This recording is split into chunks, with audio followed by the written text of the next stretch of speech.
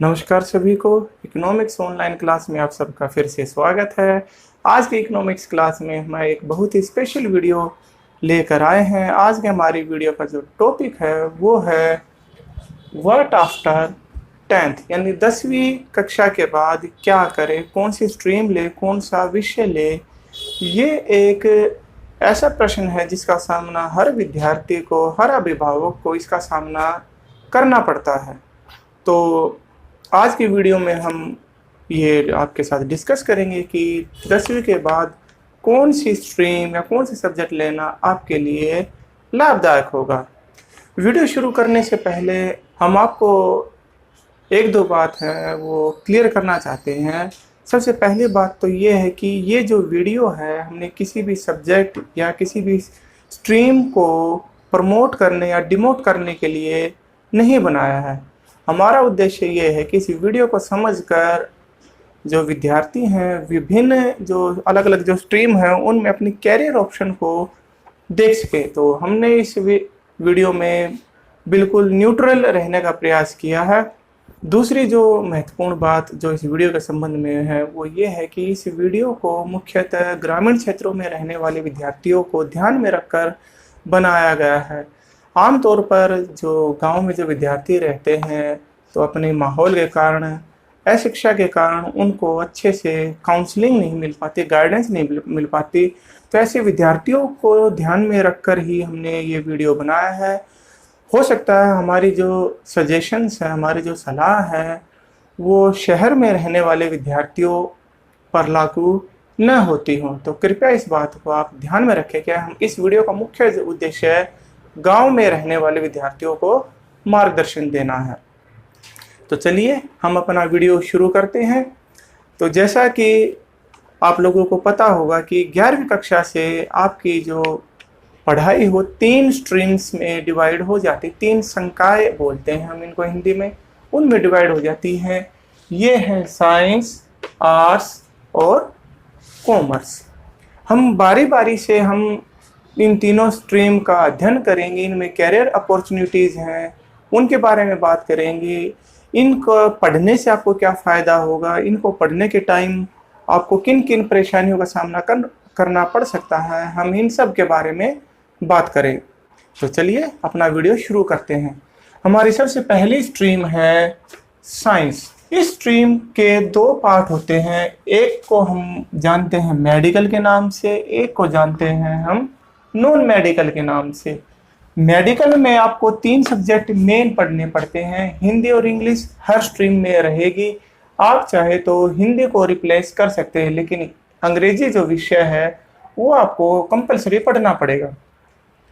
तो मेडिकल में आपको जो सब्जेक्ट पढ़ने पड़ते हैं उनको शॉर्ट में पीसीबी के नाम से जाना जाता है, अर्थात फिजिक्स, केमिस्ट्री और बायोलॉजी।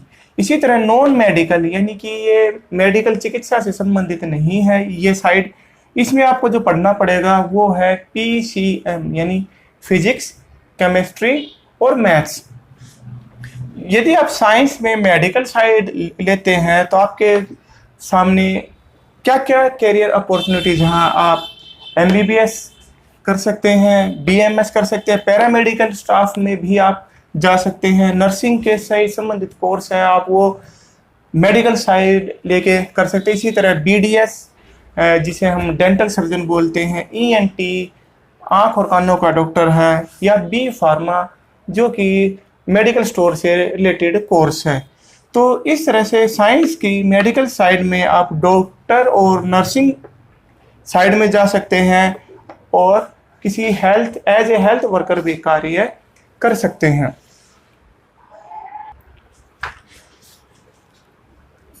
इसी तरह है नॉन मेडिकल साइड में आपको जो सब्जेक्ट पढ़ने पड़ेंगे वो है पीसीएम। पीसीएम करके आप है वो इंजीनियर कहलाएंगे। तो आप BTech, technical engineer, electrical engineering, civil engineering जो कि कंस्ट्रक्शन से जुड़ी है, बी आर्क यानी आर्किटेक्ट से संबंधित डिग्री आप ये सब कर सकते हैं। यदि आप ये प्रोफेशनल कोर्स न करके अपनी सिंपल ग्रेजुएशन यानी स्नातक कर सकते हैं तो आप बीएससी और एमएससी कर सकते हैं, bachelor of science and master of science. अब मैं जो बातें कहूँगा वो हमारे ग्रामीण क्षेत्रों के लिए हैं, तो इन बातों पर थोड़ा आप चिंतन मनन करके ही फैसला लें। साइंस साइड किसे सूट करेगी? साइंस साइड सूट करने के कुछ एक रिक्वायरमेंट्स है। यदि आप में वो क्वालिटीज़ हैं तो साइंस साइड आपके लिए बहुत ही ज़्यादा मज़ेदार हो जाएगी, बहुत ही ज़्यादा ईजी हो जाएगी। सबसे पहली बात, इंग्लिश के प्रति डर। यदि आपकी इंग्लिश अच्छी है, आपको इंग्लिश से डर नहीं लगता है, तो साइंस साइड आपके लिए सबसे बेहतरीन ऑप्शन है। दूसरी जो बात हमें ध्यान में रखनी है वो रिसोर्सेज आपके पास हैं या नहीं। प्रिय विद्यार्थियों, साइंस एक बहुत ही तकनीकी विषय है, तो हो सकता है आपको कोचिंग्स वगैरह की भी ज़रूरत पड़े, एक्स्ट्रा हेल्प बुक्स की भी ज़रूरत पड़े। तो यदि आपको लगता है कि भाई आप इकोनॉमिकली इतने स्ट्रॉन्ग नहीं है कि आप कोचिंग्स के या बुक्स के खर्चा आप उठा पाएँ, तो आपको एक बार सोचने की ज़रूरत अवश्य है कि क्या मैं साइंस साइड लूँ या न लूँ। प्रिय विद्यार्थियों, कैरियर की बात करते समय अक्सर कहा जाता है कि आपको अपने दिल की बात सुननी चाहिए। आपका मन जिस स्ट्रीम में, जिस सब्जेक्ट में लग रहा है, आपको वही लेना चाहिए। जिस सब्जेक्ट में आपको ये लगे कि मैं आगे जाकर अपने लाइफ को, अपनी ज़िंदगी को किसी मुकाम पर पहुंचा सकता हूं, आपको वही सब्जेक्ट लेना चाहिए। हम भी इसी बात का समर्थन करते हैं कि आपको अपने दिल की बात सुननी चाहिए, परंतु इसमें हम एक छोटी सी बात ये और जोड़ना चाहेंगे कि आपको दिल की आवाज़ के साथ साथ अपने संसाधनों, अपने रिसोर्सेज, अपनी फैसिलिटीज़ को भी देखना ज़रूरी है। नहीं तो आप अपनी प्रतिभा के साथ न्याय नहीं कर पाएंगे। तो चलिए आगे चलते हैं। दूसरी हमारी स्ट्रीम है आर्ट्स। इसमें भी आपको 5 सब्जेक्ट पढ़ने पड़ेंगे। हिंदी और इंग्लिश के अलावा 3 आप सब्जेक्ट अपनी मर्जी से ले सकते हैं। मैं मेन जो सब्जेक्ट हैं वो आपको गिनवा रहा हूँ। इसके साथ अनेकों सब्जेक्ट हैं, history, geography, political science, Sanskrit, fine arts, home science, maths, physical education, economics. इनके अलावा और भी सब्जेक्ट हैं जो आपको आर्ट्स स्ट्रीम में आपको मिल जाएंगे। आप आर्ट्स स्ट्रीम में अपनी ग्रेजुएशन पूरी करके आप बीए की डिग्री प्राप्त करते हैं और मास्टर्स की डिग्री करके पोस्ट ग्रेजुएशन में आप जो डिग्री प्राप्त करेंगे वो मास्टर ऑफ आर्ट्स कहलाती है। अब इस विषय का थोड़ा मंथन करते हैं कि आर्ट साइड्स किसके लिए बेहतर है। तो टू बी ऑनेस्ट, फ्रेंकली कहें तो यदि आपका पढ़ाई में उतना मन नहीं लगता जितना कि एक रिक्वायरमेंट होता है, या आपके पास साथ खेती की या परिवार की अन्य जिम्मेदारियां हैं और आप किसी भी तरह अपनी 10वीं 12वीं ग्रेजुएशन करके जल्दी से जल्दी सरकारी नौकरी या प्राइवेट नौकरी प्राप्त करना चाहते हैं, तो आपके लिए जो आर्ट्स है वो सबसे बेहतरीन स्ट्रीम है। यदि आपको लगता है कि मेरे पास इतने रिसोर्सेज नहीं है कि मैं महंगी महंगी किताबें, महंगी महंगी कोचिंग्स का ले पाऊँ, यानी आप ले नहीं सकते हैं, तो आर्ट्स साइड नो डाउट आपके लिए सबसे बेहतरीन है। और यूपीएससी या सिविल सर्विसेज में जाने वाले जो क्लियर करने वाले विद्यार्थी हैं, उनमें आर्ट साइड्स वालों का जो परसेंटेज है वो काफ़ी अच्छा है। तीसरी जो हमारी साइड है वो है हमारी कॉमर्स साइड। कॉमर्स साइड में भी आपको सेम हिंदी और इंग्लिश के अलावा 3 विषय और पढ़ने पड़ेंगे। ये हैं अकाउंटेंसी, अकाउंटिंग, बिजनेस स्टडीज और इकोनॉमिक्स। इसके अलावा एक सब्जेक्ट आप मैथ एडिशनल ले सकते हैं, जिसे हम कहेंगे कॉमर्स विद मैथ या इकोनॉमिक्स विद मैथ बोलते हैं। तो कैरियर अपॉर्चुनिटीज़ की बात करें तो कॉमर्स साइड में भी कैरियर की जो अपॉर्चुनिटीज़ है वो किसी भी स्ट्रीम से कम नहीं है। सबसे बेहतरीन कैरियर सीए, चार्टर्ड अकाउंटेंट, जो कंपनियों के जो खाते होते हैं उन्हें ऑडिट करता है। अगला है हमारा CS, company secretary, cost accountant. आप मैनेजमेंट लाइन में भी जा सकते हैं। MBA, master of business administration, accountant, store keeper, clerk, statistical assistant, ऐसी बहुत सारी ऐसी अन्य लाइनें हैं जिनको आप जो कॉमर्स लाइन के थ्रू है वो अचीव कर सकते हैं। कॉमर्स में यदि आप अपनी ग्रेजुएशन करते हैं तो आपको जो डिग्री मिलेगी वो BCom कहलाती है, बैचलर ऑफ कॉमर्स। और इसी तरह पोस्ट ग्रेजुएशन में यानी स्नातक से आगे आपको जो डिग्री मिलेगी वो आपकी एमकॉम कहलाएगी। अब बात करते हैं कि कॉमर्स स्ट्रीम किसके लिए बेनिफिशियल है।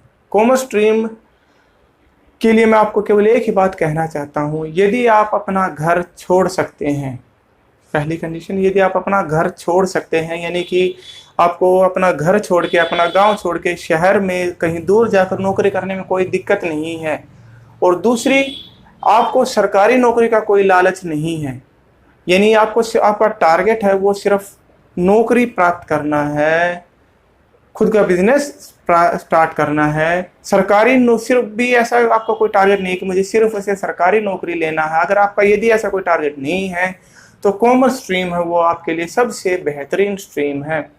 एक बार फिर से दोहरा रहा हूँ, कॉमर्स स्ट्रीम किन के लिए बेहतर है। पहला, जो अपना घर छोड़ के बाहर जॉब कर सकते हैं। दूसरा, सिर्फ और जिनका सपना ये नहीं कि मुझे सिर्फ और सिर्फ सरकारी नौकरी मिले। यहाँ मेरे कहने का अभिप्राय ये नहीं कि कॉमर्स स्ट्रीम में सरकारी नौकरियाँ नहीं मिलती। कॉमर्स स्ट्रीम में भी सरकारी नौकरियाँ बहुत मिलती है, और बल्कि कुछ एक पोस्ट ऐसी हैं जो कि सिर्फ और सिर्फ कॉमर्स स्ट्रीम के स्टूडेंट्स के लिए रिजर्व हैं। परंतु यदि हम अपॉर्चुनिटीज़ की बात करें तो कॉमर्स स्ट्रीम के विद्यार्थियों के लिए प्राइवेट सेक्टर में जितनी अपॉर्चुनिटीज़ हैं उसके मुकाबले गवर्नमेंट सेक्टर में हैं वो थोड़ी कम है।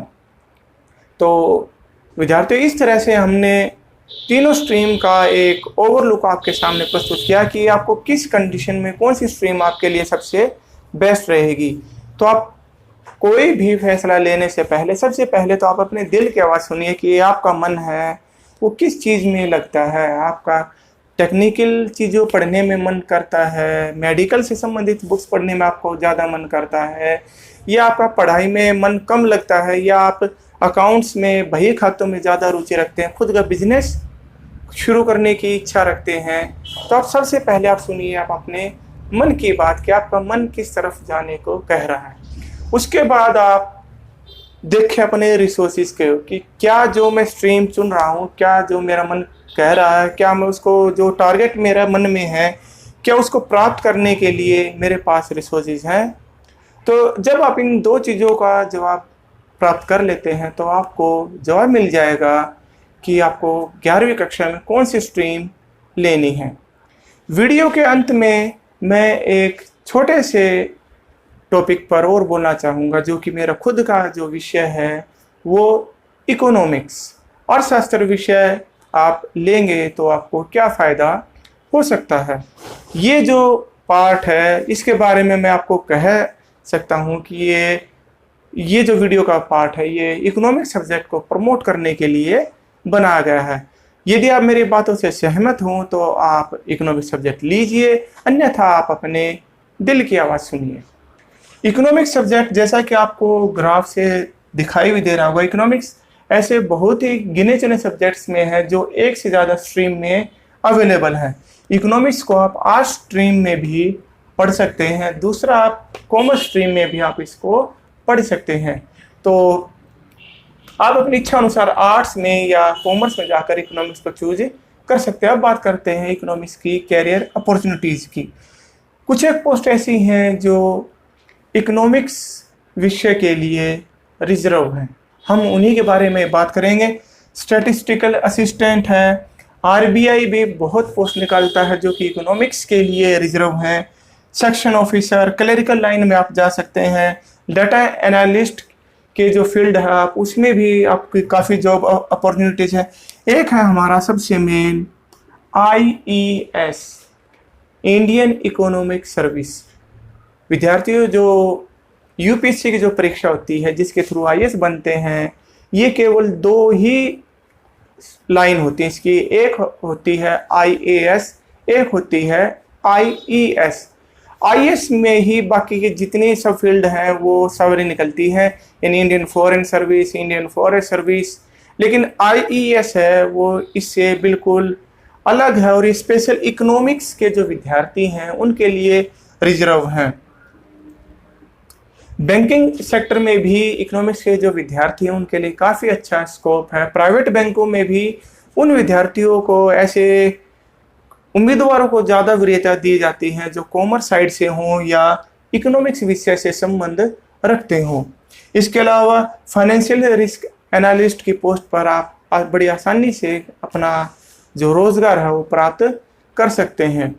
तो वीडियो के लास्ट में एक बार आपसे मैं पुनः कहना चाहूँगा कि हमारे इस वीडियो का उद्देश्य किसी भी स्ट्रीम के कम या ज़्यादा आंकना नहीं है। हमने हमारी तरफ से आपको एक निष्पक्ष राय प्रदान करने की कोशिश की है। आशा है कि आप सही फैसला लेकर अपने कैरियर को सही दिशा देंगे। दूसरी चीज़ जो मेरी एक दिली इच्छा है कि आने वाले 2 साल, 5 साल, 10 साल बाद यदि इस कोई वीडियो को देखने वाला कोई विद्यार्थी है, इकोनॉमिक सब्जेक्ट ले और वो लाइफ में इतना कामयाब हो कि जो भारत की जो करेंसी है, रुपया है, जो नोट है, उसके ऊपर उसके साइन हो, यानी कि governor of RBI, reserve bank का गवर्नर।